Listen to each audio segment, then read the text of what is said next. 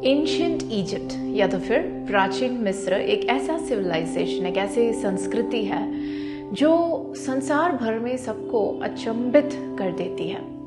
The pyramids of Giza हम सब जानते हैं 2600 और 2500 के बीच जो बनी है वो एंशिएंट इजिप्ट के महिमा को दिखाती है।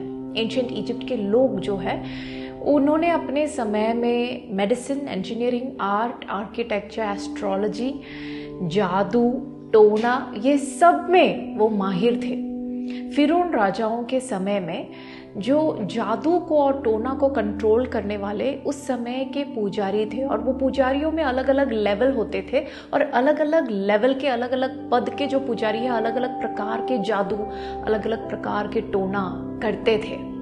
लेकिन इतिहास में एक ऐसा समय आया जब ये सारे मिस्र के जादूगर मिलकर हैरान हो गए, डर गए, और डर के मारे वो चिल्लाकर बोल उठे कि ये परमेश्वर की उंगली है, ये परमेश्वर का हाथ है।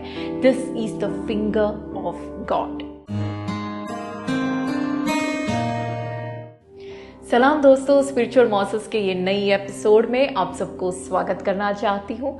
यदि आज तक आपने ये चैनल सब्सक्राइब नहीं किया है तो मैं विनती करती हूँ, कृपया ये चैनल को सब्सक्राइब कर दीजिए। देखिए, इतिहास को सीखने वाले जितने पंडित हैं उनका ये मानना है कि फिरौन रामेसेस II के समय में मूसा इजरायलियों को इजिप्ट से छुड़ाकर उनको बाहर ले गया था।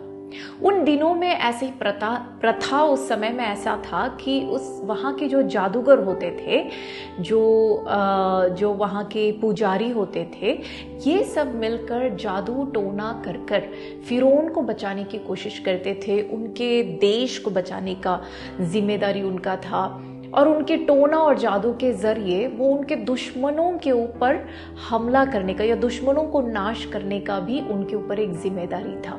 लेकिन हम सब जानते हैं निर्गमन के पुस्तक 8:19 में जब ये सारे जादूगरों का टोना और जादू जब मूसा के खिलाफ नहीं चल पड़ा, तब वो चिल्लाकर, घबराकर वो बोल उठे कि ये तो परमेश्वर का हाथ है। देखिए, हिंदी बाइबल में लिखा है ये परमेश्वर का हाथ है, लेकिन अंग्रेजी बाइबल में और मूल भाषाओं में ऐसे लिखा है कि this is the finger of God, यानी कि ये परमेश्वर की उंगली है।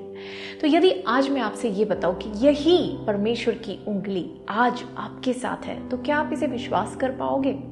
निर्गमन की पुस्तक 31वें अध्याय के 18वें आयत में हम पढ़ते हैं कि परमेश्वर ने पत्थर की तख्तियों पर मूसा को वो 10 आज्ञाएं अपने उंगली से लिख कर दिया। और भजन संहिता 8:3 में हम पढ़ते हैं कि परमेश्वर तेरे हाथों ने, और अंग्रेजी बाइबल में लिखा है कि तेरे उंगली ने आसमान को, आकाश को, चांद को, तारे को, ये सबको बनाया है। अब देखिए, अब मैं आपसे कुछ ऐसी बात बताने वाली हूं जो बहुत ही दिलचस्प है। गौर से सुनिए। लूका रचित सुसमाचार 11वें अध्याय के 20 में यीशु फरीसियों से यूं कहता है कि but if I cast out demons by the finger of God then the kingdom of God has come upon you. इसी चीज को हिंदी बाइबल में लिखा है परमेश्वर के सामर्थ्य के द्वारा, लेकिन वास्तव में वहां पे परमेश्वर के उंगली के द्वारा। और उसी चीज को जब मत्ती रचित सुसमाचार 12:28 में लिखता है तो वो कहता है but if I cast out demons by the spirit of God, यदि मैं दुष्ट आत्माओं को परमेश्वर के आत्मा की सहायता से निकालता हूं। तो देखिए, मत्ती जब लिखता है तो यीशु जो कहना चाहता है उसके बारे में लिखता है, परमेश्वर के आत्मा के बारे में। लेकिन जब लूका लिखता है, यीशु ने जो कहा उसके शब्दों को वैसे के वैसे वो लिखता है, परमेश्वर के उंगली के द्वारा मैं ये दुष्ट आत्माओं को निकालता हूं। देखिए, यीशु ने ये कहा कि परमेश्वर की जो उंगली है वो परमेश्वर की आत्मा या तो फिर पवित्र आत्मा है। यीशु ने हमसे कहा कि मैं पिता से मांगूंगा और वो आपको एक और सहायक, माने कि पवित्र आत्मा को आपके साथ हमेशा रहने के लिए भेजेगा। हालेलुया।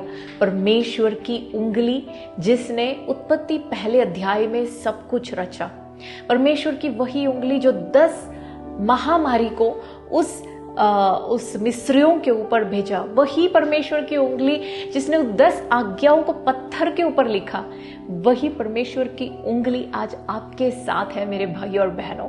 हियाव बांधो, खुश हो जाओ, क्योंकि वही परमेश्वर की उंगली, पवित्र आत्मा आज आपके साथ साथ है। हालेलुया। God bless you.